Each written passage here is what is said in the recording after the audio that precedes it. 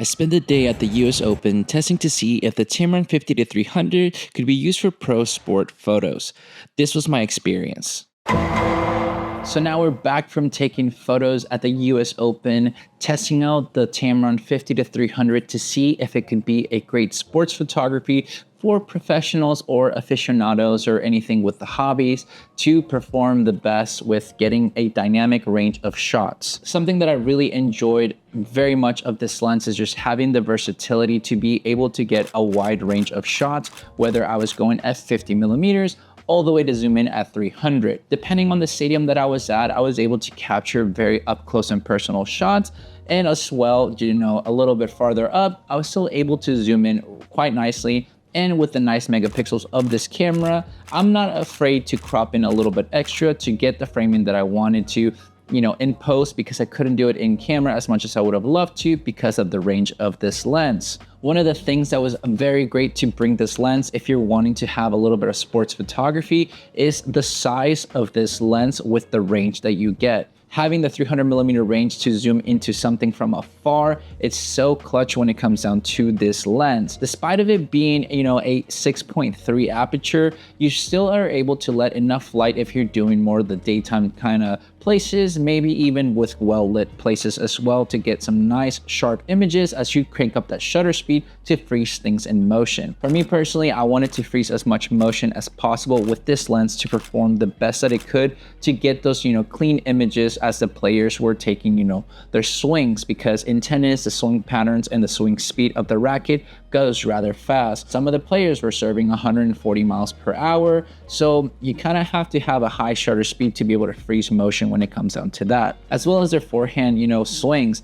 Those forehands can be in the average of 100 miles per hour swing speed. So you're getting those really amazing shots with this lens setup, despite, maybe having to crank up my ISO a little bit while I'm trying to get a higher shutter speed. So can this lens perform when it comes down to a professional setup or for hobbyists and enthusiasts? Of course it can. You just saw the video. Is there going to be some drawbacks? Well, like anything, yes, there is going to be. So I want to talk a little bit of my kind of cons when it comes down to using this lens, so that it's not really a biased thing, because I know Tamron was kind enough to loan me this lens to test out with a more sports photography base and using it at the US Open, but I do want to be more transparent with it all for you guys so that you know if it's the right lens for you or not. That's one of the main thing, is just the aperture alone being a 4.5 to 6.3 does make it a little bit harder to get sharper images in the sense of cranking up the shutter speed if you don't want to crank up your ISO to get a very clean image. For me personally, I don't care. I'm okay with having the,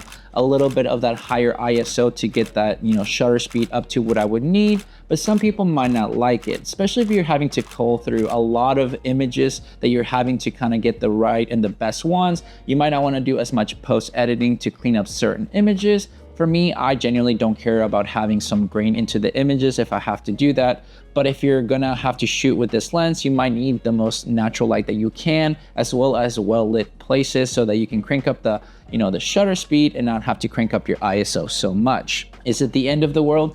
I don't personally think so, but everybody's different when it comes down to that. So it's like a con with an asterisk depending on your, preference. Another thing that I think is not the most ideal, if you're depending on the types of shots you're wanting to get, is being at 50. 50 is tight still. That's why the nifty 50 for portraits is a good, popular focal length. But if you're wanting to get a little bit of those wider shots, you're not going to be able to do it with just one lens. Like my 35 to 150 is great because of the wider range at 35.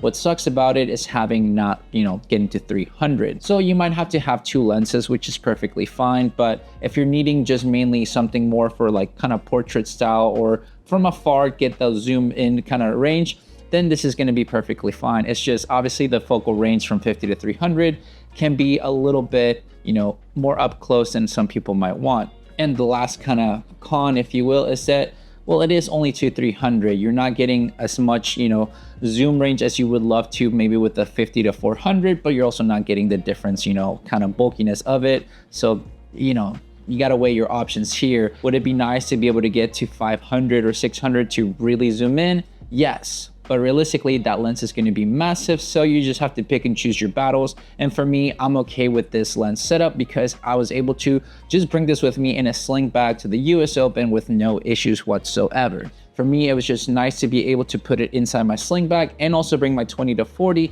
so I could have a little bit of diverse images if I wanted to have those wider ones. But today I wanted to focus more on the 50 to 300 to see how well I could capture sports photography. And if it's something that you as a maybe beginner, sports photographer, you could go into for the price point of $8.99, I don't think you can go wrong.